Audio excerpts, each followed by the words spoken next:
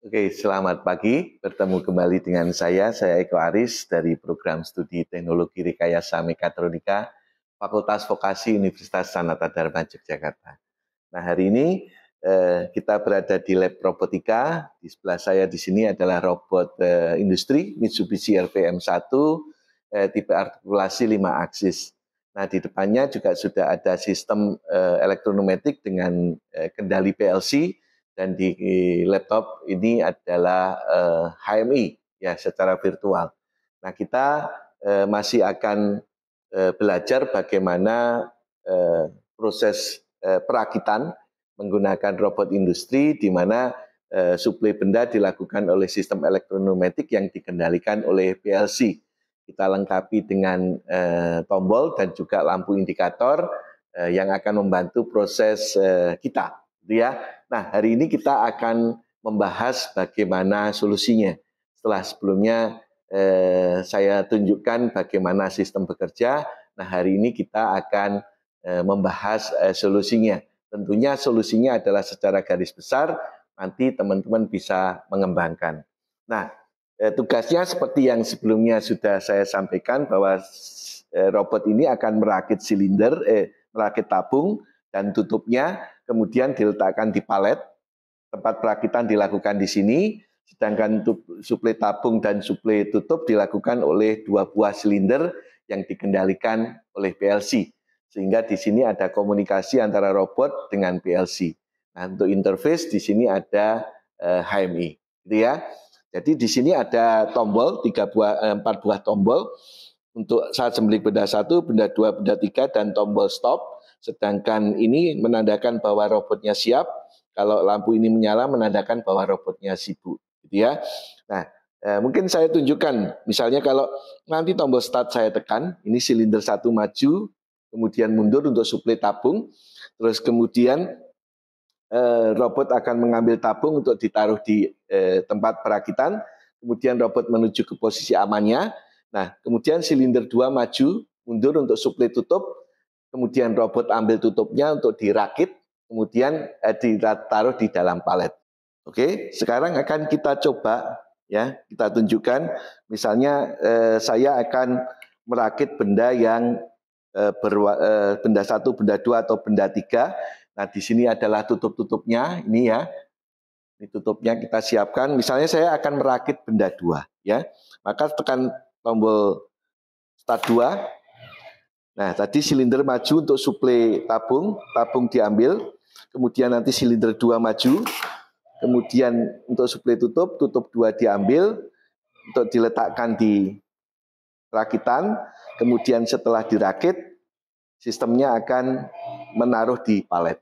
Oke, demikian yang bisa saya sampaikan cara kerjanya. Nah, mari kita lihat bagaimana solusinya. Oke? Mari kita lihat.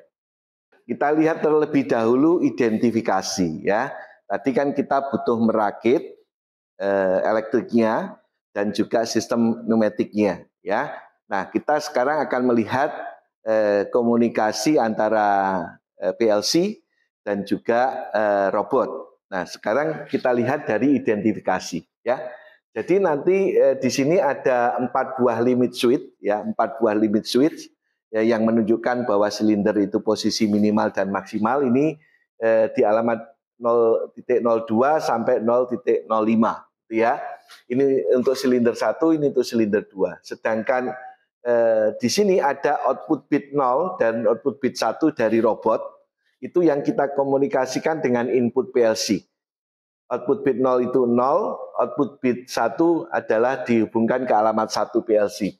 Nanti kita akan menggunakan yang 0 itu untuk robotnya siap, untuk yang OB1 robotnya sibuk.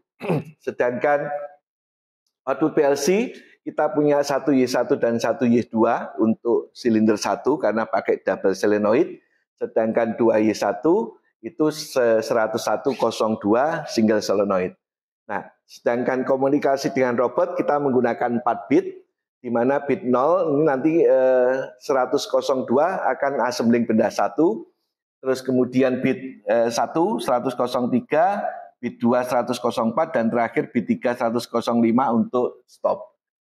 Sedangkan di HMI kita punya tombol untuk benda 1 kita alamatkan di W0.0, benda 2 di W0.01, dan benda 3 di W0.02, sedangkan stop untuk W0.03.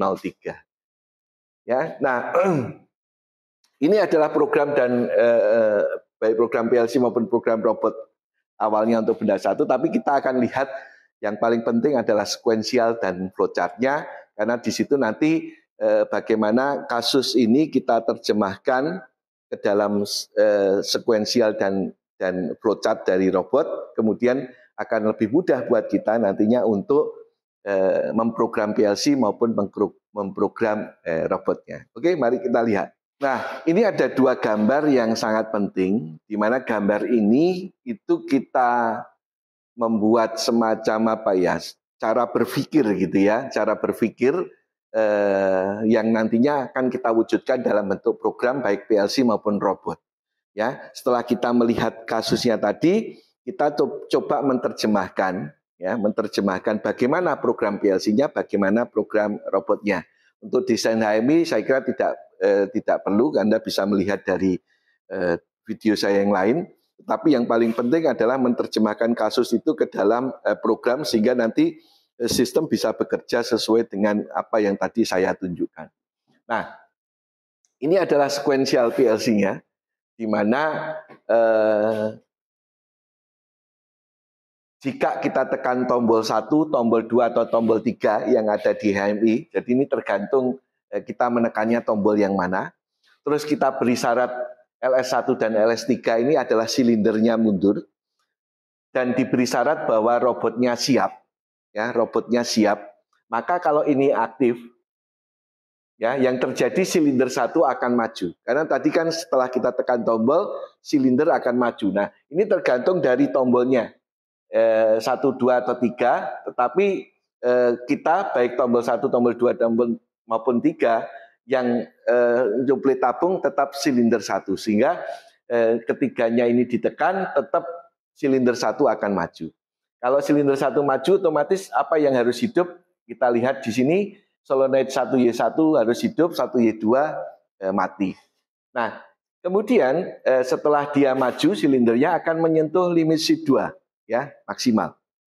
Ya. Nah, kalau menyentuh limit switch 2, maka silinder 1-nya mundur karena dia setelah suplai harus mundur. Oke.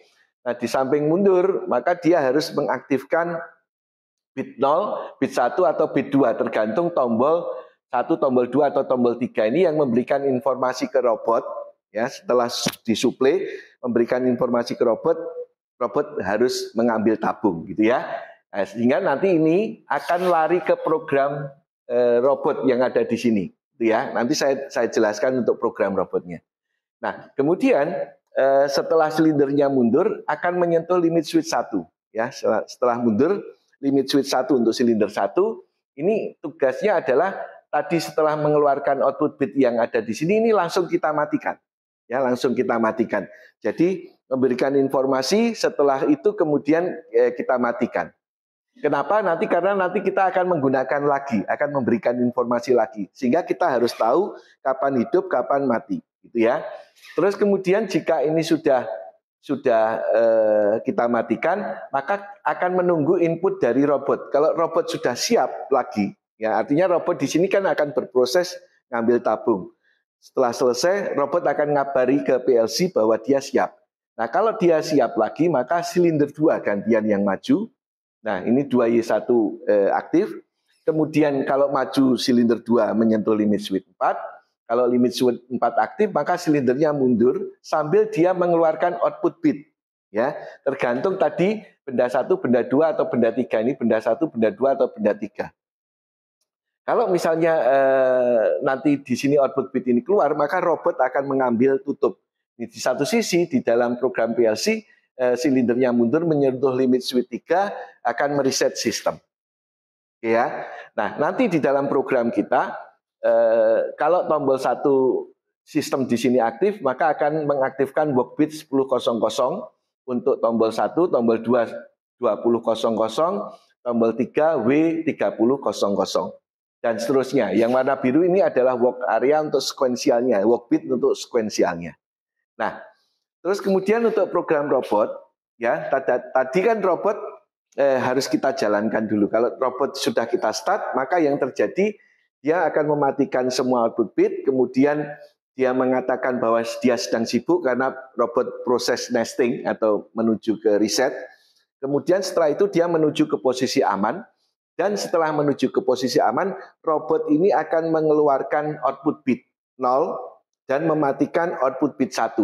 Output bit 0 itu menandakan bahwa siap, output bit 1 robotnya mematikan lampu sibuk. Nah, ini nanti yang di sini nanti akan diterima di sini tadi. Jadi kalau robotnya ini sudah mengeluarkan kata siap, maka ini akan bisa aktif. Nah, kalau robot ini belum siap, maka ini tidak akan bisa aktif karena ada prasyarat. Ya. Nah, terus kemudian robot ini menunggu, ya, menunggu yang aktif bit 0, bit 1, bit 2 atau bit 3. Kalau bit 0 nanti assembling untuk benda 1, kalau bit 1 assembling benda 2, 3, dan kalau bit 3 nanti adalah stop. Nah, ini dia diperoleh dari mana? Diperoleh dari sini. Ya, nanti kalau silindernya sudah mensuplai, maka dia akan mengeluarkan bit 0, bit 1 atau bit 2. Maka di sini saya tarik garis merah di sini, ini tergantung mana yang hidup, yang dikeluarkan. Kalau saya tombol 2 yang saya tekan tadi, maka bit 1-nya yang akan aktif. Ya, kalau bit 1 aktif berarti di sini adalah yang aktif. Dia akan mengassembling benda 2, gitu ya. Nah, tadi kalau bit 1 aktif, maka dia akan mematikan dulu lampunya siap, menyalakan lampu sibuk. Berarti robot sedang sibuk di sini untuk mengambil tabung 2 dan naruh di perakitan. Kemudian setelah selesai menuju ke posisi aman. Menuju posisi aman dan dia mengeluarkan, ya, robot mengeluarkan output bit 0. Ini nanti akan lari ke sini. Karena tadi setelah dia suplai tabung, PLC menunggu. Dia akan suplai tutup kalau robotnya sudah siap. Maka di sini saat robotnya sudah mengambil tabung dan menaruh di posisi aman, dia mengeluarkan output bit ini. Nah, gantian sekarang PLC yang akan mensuplai tutup. Nah, PLC mensuplai tutup di sini karena tadi yang ditekan tombol 2 nanti, maka saat dia mundur mengeluarkan bit 1. Maka bit 1 yang ada di sini akan menuju ke sini. Ya, sehingga dia mematikan lampu siap, menyalakan lampu sibuk untuk mengambil tutup dan juga nanti mengambil assembling untuk ditaruh di tempat palet untuk yang sudah benda di assembling. Jadi ini adalah cara berpikir yang penting untuk dikuasai oleh teman-teman, gitu ya. Karena bagaimana dari kasus yang ada nanti saat kita di lapangan, kita terjemahkan dalam bentuk cara berpikir ini, ya, sekuensial maupun flowchart yang ada di sini, sebelum nanti kita membuat program. Jadi apa yang ada di sini nanti akan dengan mudah buat kita dalam menerjemahkan itu ke dalam bentuk program, baik program PLC maupun program robot. Oke, mari kita lihat sekarang untuk program PLC dan program robotnya. Nah, setelah kita melihat flowchart-nya yang tadi dan juga sekuensialnya, nah dari sekuensial ini kita terjemahkan di dalam program PLC kita dalam bentuk bahasa ladder, sedangkan untuk flowchart-nya kita terjemahkan dalam program robot kita, ya, menggunakan software Cosimir kita, gitu ya. Ini mungkin saya agak geser supaya lebih jelas, gitu ya. Nah, kita sekarang masuk ke program PLC. Tadi jika misalnya tombol 1, ini khusus untuk saya buat program untuk benda 1, ya. Karena nanti benda 2, benda 3 tinggal di copy kemudian diganti alamatnya. Nah, maka tadi di sini jika tombol 1 ini aktif, limit switch 1 aktif, limit switch 3 aktif, terus kemudian jika robot siap, maka yang terjadi dia akan menyalakan W10 tadi yang warna biru, W10.00, gitu ya. Nah, ini W10.00 ini nanti untuk silinder 1 maju. Maka W10.00 di sini kalau kita lihat dari outputnya, Anda lihat ini W10.00 akan memajukan silinder, artinya menghidupkan 1Y1, sedangkan W10.00 akan mematikan 1Y2, ya, karena kita pakai double solenoid. Saat 1Y1 hidup, 1Y2 harus mati. Kemudian lanjut sekuensialnya ke kedua, ya. Nah, ini 10.00 ini memberi syarat ke sini, ya. Artinya ini tidak akan aktif sebelum sekuensial yang pertama aktif. Syaratnya apa? Tadi kan karena silinder maksimal ini menyentuh limit switch 3. Kalau menyentuh limit switch 3 nanti dia akan mengaktifkan W10.00. Nah, nanti ini akan memundurkan silinder. Maka ini W10.01 itu akan mematikan 1Y1, W10.01 menghidupkan 1Y2, ya. Itu untuk mematikan silinder. Nah, sekaligus tadi W10.01 itu juga harus mengaktifkan output bit. Maka W10.01 Anda lihat di sini W10.01 itu mengaktifkan output bit 0. Ya, output bit 0. Artinya apa? Supaya ngirim informasi ke robot. Oke? Dan seterusnya, terus kemudian kalau silindernya suruh mundur, ini menyentuh limit switch 1, ya, limit switch 1 di sini mengaktifkan 10.02, syaratnya adalah 10.01 di sini. 10.02 apa? 10.02 mematikan bit 0. Maka 10.02 ini mematikan bit 0, ya. Supaya tadi setelah ngirim kabar ke robot, saya harus mematikan karena robot sedang bekerja, nanti karena akan saya gunakan lagi untuk mengaktifkan atau memberikan informasi ke robot supaya suplai tutup, ya. Nah, kemudian ini menunggu robot, gitu ya, menunggu robot. Jika robotnya siap lagi, maka mengeluarkan 10.03, W10.03 itu untuk apa? Ini untuk memajukan silinder 2, gitu ya. Kemudian setelah maju dia menyentuh limit switch 4, mengaktifkan W10.04. Ini yang warna biru tadi kita gambarkan di sini. Ya, 10.04 itu apa? Mematikan 2Y1 sekaligus 10.04 mengaktifkan bit 0 lagi, ya, yang menandakan bahwa robotnya harus bekerja mengambil tutup. Nah, setelah selesai, maka di sini apa yang terjadi? Menyentuh limit switch 3, artinya silinder 2 mundur, akan mereset sistem kita, ya. Nah, ini untuk program PLC-nya. Sedangkan untuk program robotnya kita lihat di sini. Ya, ini adalah program robotnya. Tadi kita mematikan output bit, ya, mematikan output bit, terus kemudian menyalakan output bit 1, itu artinya robotnya itu siap. Terus kemudian yang ada di sini nesting, kemudian robotnya menuju posisi aman dan mengeluarkan bahwa robotnya siap. Nah, robot siap tadi ini akan masuk ke sini, ya. Nah, kalau robotnya siap tadi, maka sistemnya ini PLC-nya bisa bekerja, tapi kalau robot belum siap, masih sibuk, sistemnya tidak bisa bekerja.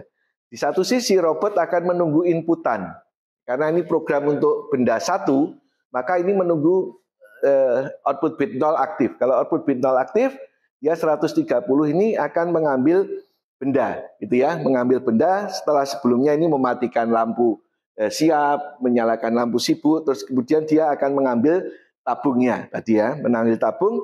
Setelah selesai mengambil tabung menuju posisi aman, ngasih kabar lagi ke PLC yang ditunggu di sini, ya, bahwa nanti saya sudah selesai robotnya untuk mengambil tabung, silakan suplai tutup, gitu ya. Maka di sini PLC-nya akan mensuplai tutupnya. Kalau tutupnya sudah selesai disuplai, gantian akan ngasih kabar ke sini, suplai sudah tutup sudah disuplai, maka robot akan mengambil tutupnya sekaligus merakit. Setelah merakit nanti akan ditaruh di assembly. Setelah itu dia akan balik lagi ke posisi yang tadi GT40 di sini untuk mengeluarkan menuju ke posisi aman, dan menuju posisi aman mengeluarkan lampu siap untuk menyala, gitu ya. Lampu siap menyala artinya robot siap lagi untuk menerima tabung lagi.